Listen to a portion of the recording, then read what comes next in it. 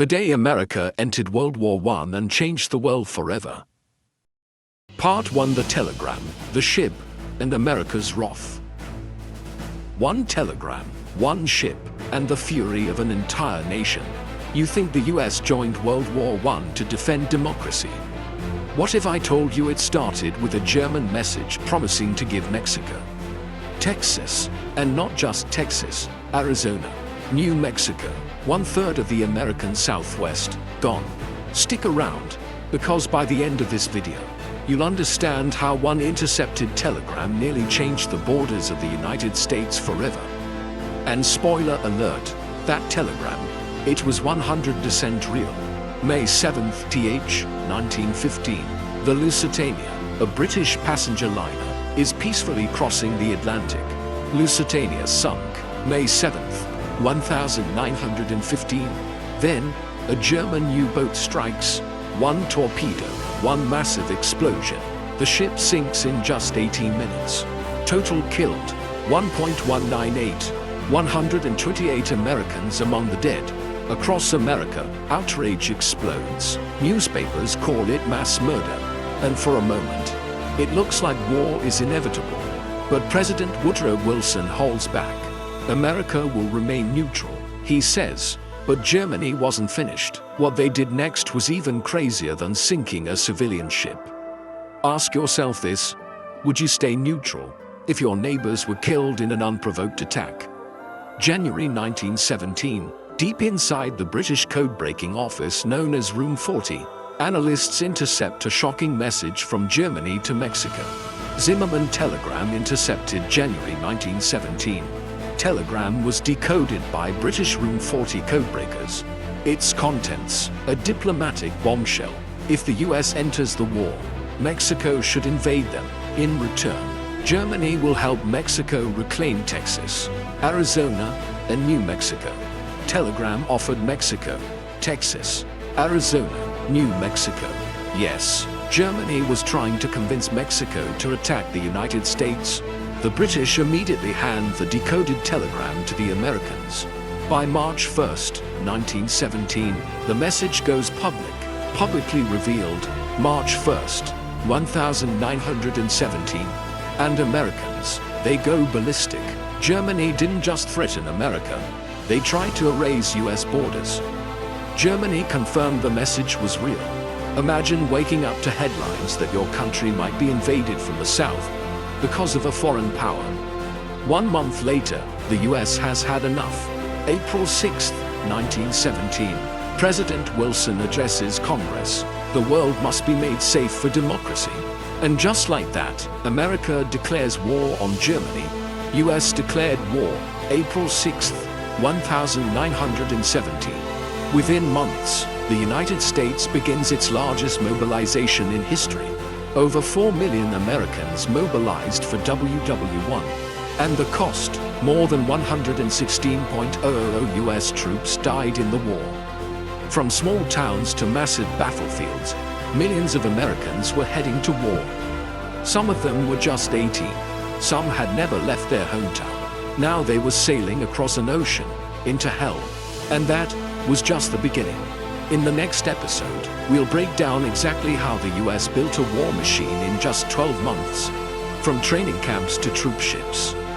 From nothing to victory. What America pulled off in 1 year. It shocked even their allies.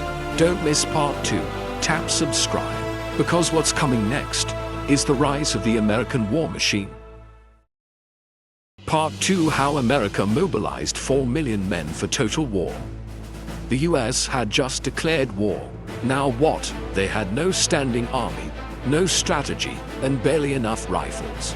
But in just 12 months, America turned its farms, factories, and railroads into a war machine and built the largest military force it had ever seen.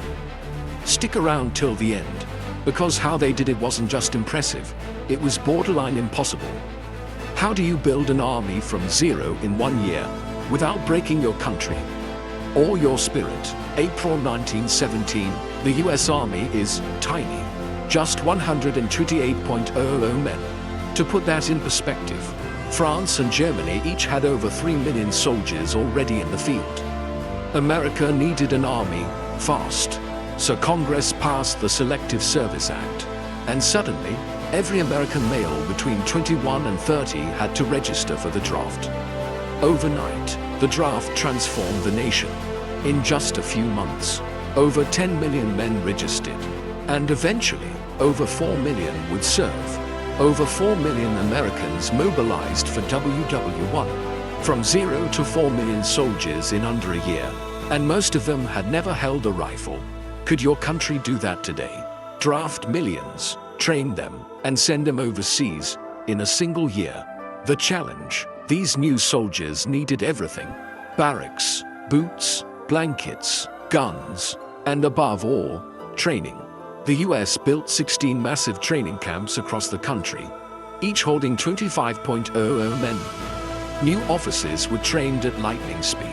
Entire units were created from scratch at Camp Funston, Kansas, and Camp Meade, Maryland. Thousands of men marched under blistering sun and freezing snow. They learned to drill, shoot, charge, dig trenches, and survive. You won't believe what kind of gear some American troops were using in 1917. It was literally from the Civil War. Yes, early troops were issued leftover gear from the 1800s. Some wore wool uniforms made before they were born. But within months, America's industrial giants went to work. US factories produced 25,000 rifles per day by late 1917. Ford and General Motors retooled for truck and tank production. America wasn't just raising an army, it was becoming a war machine. And they didn't just match Europe's production, they were about to outpace it. But one problem remained. How do you get millions of soldiers across an ocean full of German U-boats? Answer: convoys, groups of troop ships, flanked by destroyers, zigzagging through the Atlantic to dodge torpedoes. Between June 1917 and November 1918, over 2 million American troops safely crossed the ocean. Only 637 US troops died at sea out of 2 million transported. The US pulled off one of the largest troop movements in human history, and did it without losing thousands to submarines. Think about it: no GPS, no radar, just coordination, courage, and hope. US Army in April 1917. Approximately 128,000 troops. Selective Service Act signed May 18, 1917. Over 10 million men registered for the draft. Over 4 million Americans served in WW1. 2 million deployed overseas. 16 national training camps built across US. Ford and GM converted for wartime production. 25,000 rifles per day produced by late 1917. US spent over $20 billion on war effort. Only 637 US soldiers died at sea en route to Europe. By mid-1918, the Doughboys, as American soldiers were nicknamed, began arriving in France by the thousands. They were young, mostly under 25. Many had never even left their home state, let alone the country. But they were ready to fight. Lafayette, "We are here," General John J. Pershing, upon arrival in France. Soon, they'd be thrown into some of the most brutal battles of the war.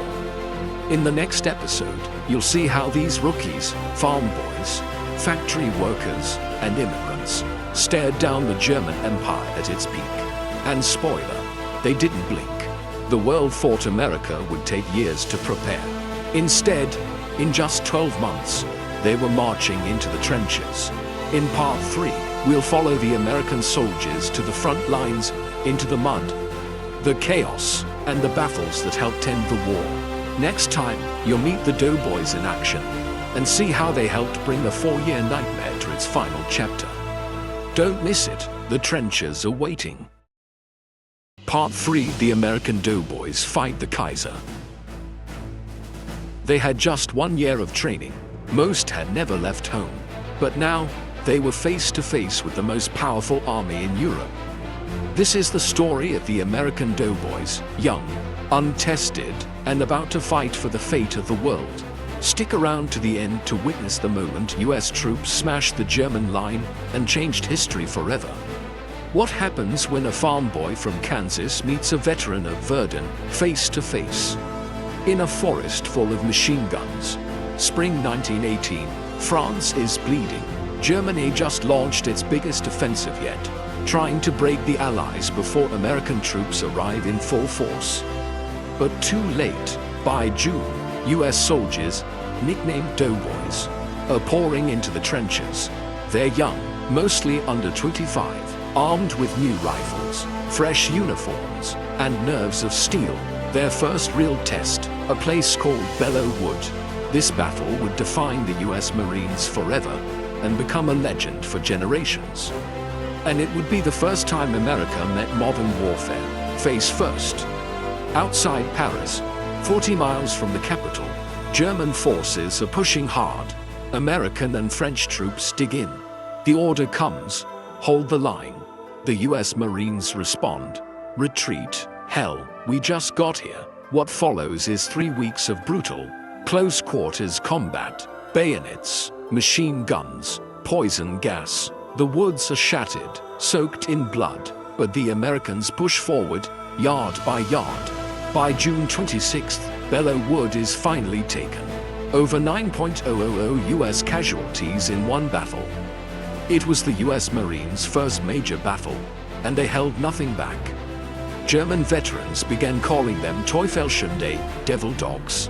And they meant it. Can you imagine being 19, in your first battle, charging through gas and barbed wire, against elite German troops?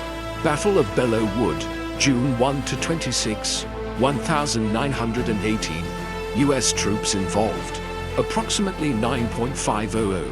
Casualties, 1,811 killed, 7,966 wounded. US 2nd Division plus Marine Brigade played key role. First major US engagement of WW1. German troops nicknamed Marines, Devil Dogs, Teufelshunde. Fall 1918. After Belleau Wood, the Doughboys are no longer rookies. Now, they're part of the Meuse-Argonne Offensive, the largest US operation of the entire war. Over 1.2 million Americans fought in this campaign. For 47 days, US troops stormed through forests, machine gun nests, and muddy trenches. Rain pours, bodies fall. Progress is measured in feet, but they keep pushing. We are attacking day and night, wrote one exhausted officer. There is no rest, only victory. This wasn't just a battle, it was America's introduction to total war.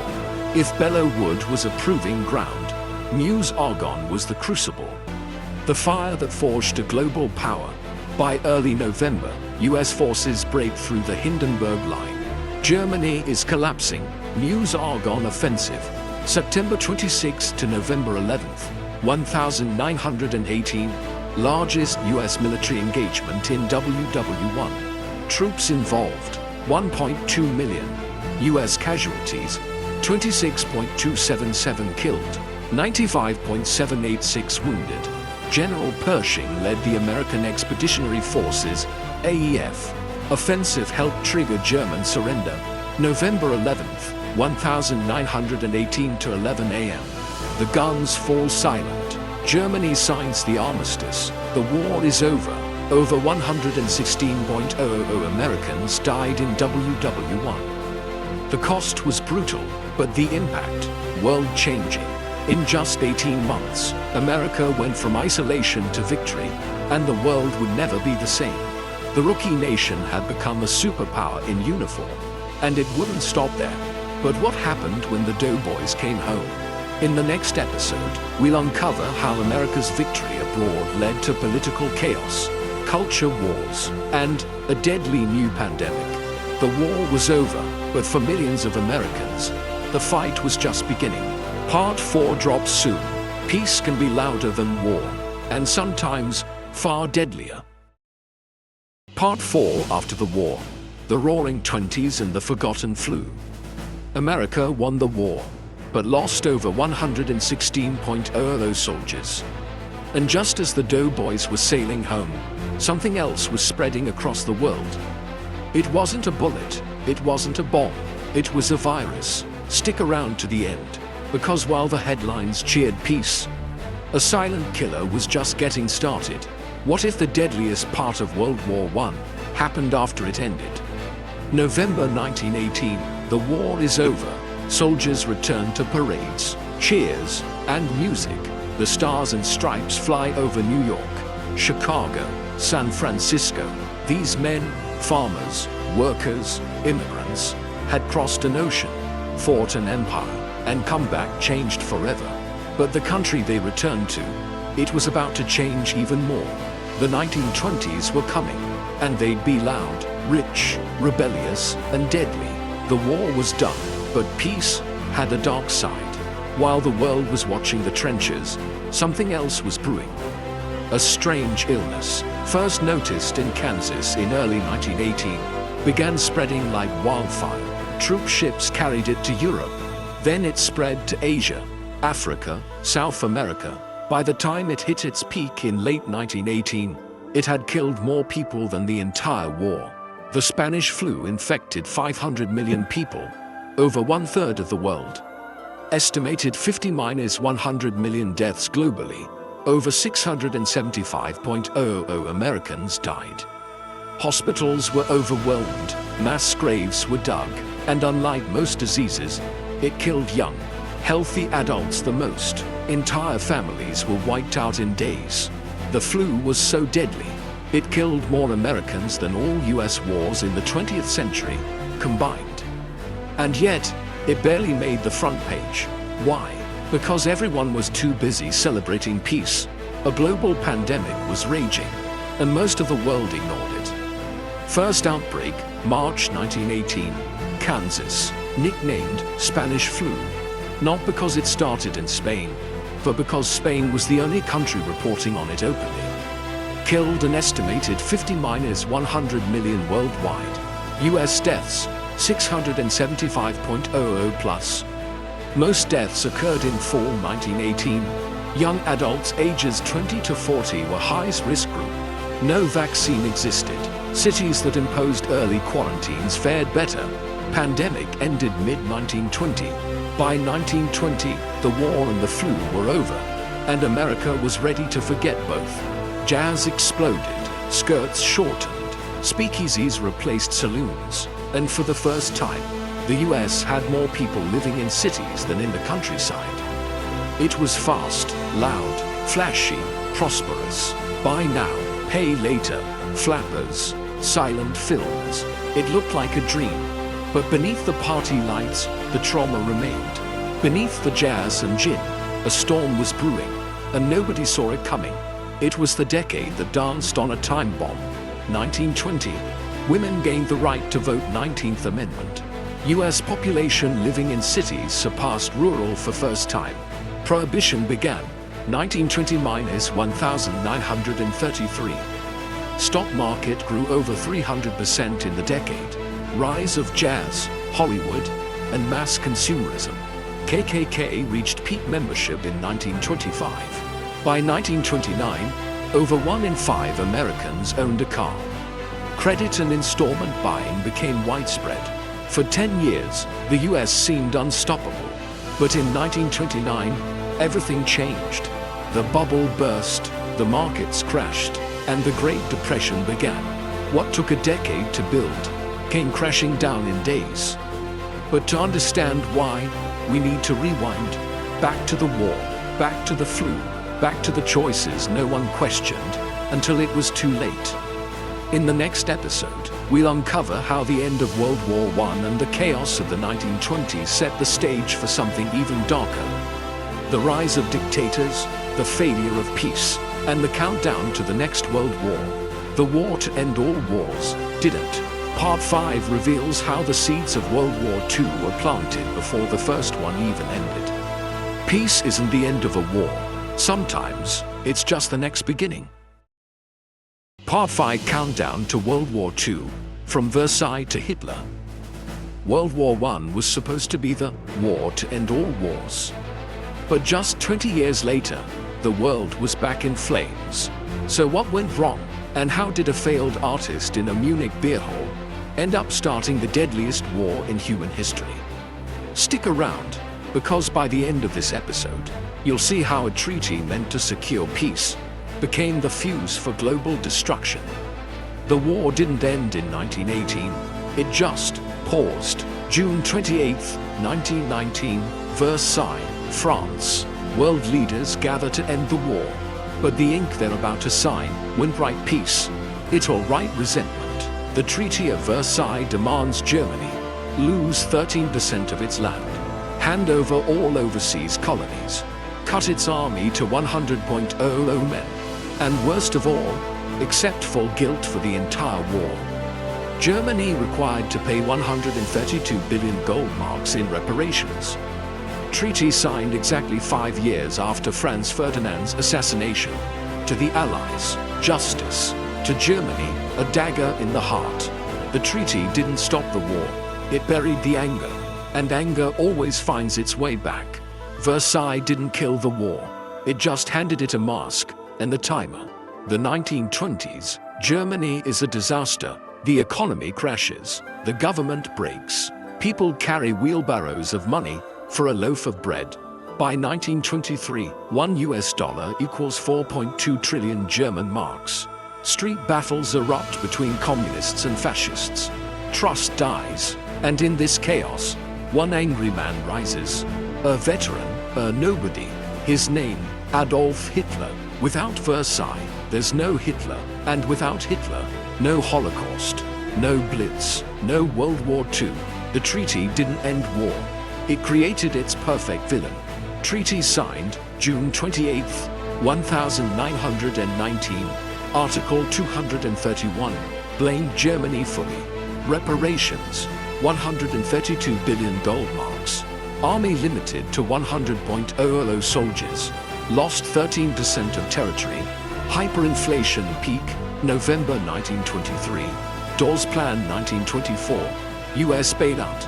Hitler's Beerhole Putsch, November 1923. Mein Kampf written in prison, 1924. Hitler is released from prison. His book spreads hate, but in 1929, his moment arrives. The Great Depression hits. Millions of Germans lose jobs. Hope vanishes. Extremism floods in. By 1933, Hitler becomes chancellor.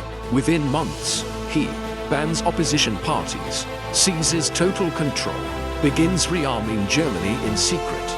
Military spending rose 90x from 1932 to 1939. The treaty meant to stop war, became Hitler's license to wage it. Versailles didn't prevent destruction, it handed it a microphone. As Germany rearmed, the world looked away. Why? Because nobody wanted another war.